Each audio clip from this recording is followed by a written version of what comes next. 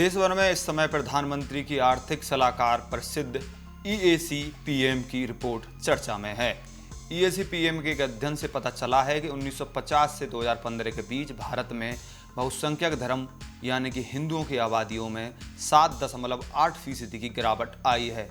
वहीं कई पड़ोसी देशों में बहुसंख्यक समुदाय की आबादी में बढ़ोतरी हुई है, जबकि भारत की जनसंख्या में अल्पसंख्यक समूहों की हिस्सेदारी बढ़ गई है, खासकर मुसलमानों की। इस तरह पाकिस्तान और बांग्लादेश में भी बहुसंख्यक आबादी वाले मुसलमानों की हिस्सेदारी बढ़ी है, यानी पूरे एशिया महाद्वीप में मुसलमानों की संख्या बहुत तेजी से बढ़ रही है। आखिर ऐसा क्या है इस रिपोर्ट में जिसके सामने आने के बाद पूरे देश में हंगामा मचा हुआ है। जहां एक तरफ बीजेपी इस रिपोर्ट को लेकर बवाल काट रही है, तो वहीं विपक्ष इसे साजिश करार दे रहा है। आगे बढ़ने से पहले आपको बता दें कि अगर आपने अभी तक आर्या न्यूज़ को सब्सक्राइब नहीं किया है तो इसे सब्सक्राइब कर लें। प्रधानमंत्री की आर्थिक सलाहकार प्रसिद्ध की एक स्टडी से पता चला है कि भारत में 65 साल के दरमियान हिंदुओं की आबादी घट गई है। देश में 1950 और 2015 के बीच बहुसंख्यक धर्म वाले हिंदुओं की आबादी 7.8% घट गई है, जबकि कई पड़ोसी देशों में बहुसंख्यक समुदाय की आबादी में जबरदस्त उछाल देखने को मिला है। स्टडी के मुताबिक भारत में हिंदू आबादी कम हो गई है, जबकि मुस्लिम, ईसाई, बौद्ध और सिखों समेत अल्पसंख्यकों की हिस्सेदारी बढ़ गई है।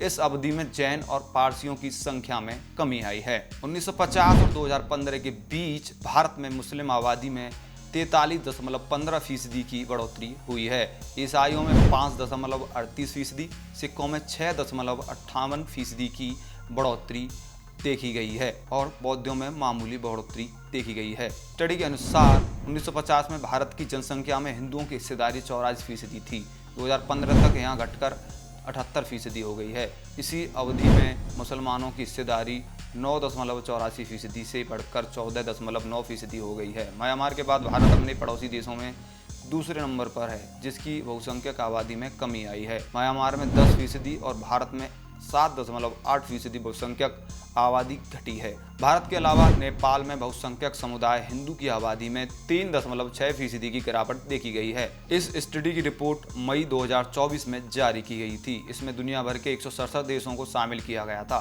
स्टडी के लेखकों का कहना है कि दुनिया के ट्रेंड को देखते हुए भारत में एक स्थिरता पाई गई है। लेखकों का कहना है कि डेटा के विश्लेषण से पता चला है कि भारत में अल्पसंख्यक न केवल सुरक्षित हैं, बल्कि जनसंख्या में तेजी से इजाफा हो रहा है। भारत में जहां बहुसंख्यक समुदाय की जनसंख्या घटी है, तो पड़ोसी देशों में आबादी में जबरदस्त बढ़ोतरी देखी गई है।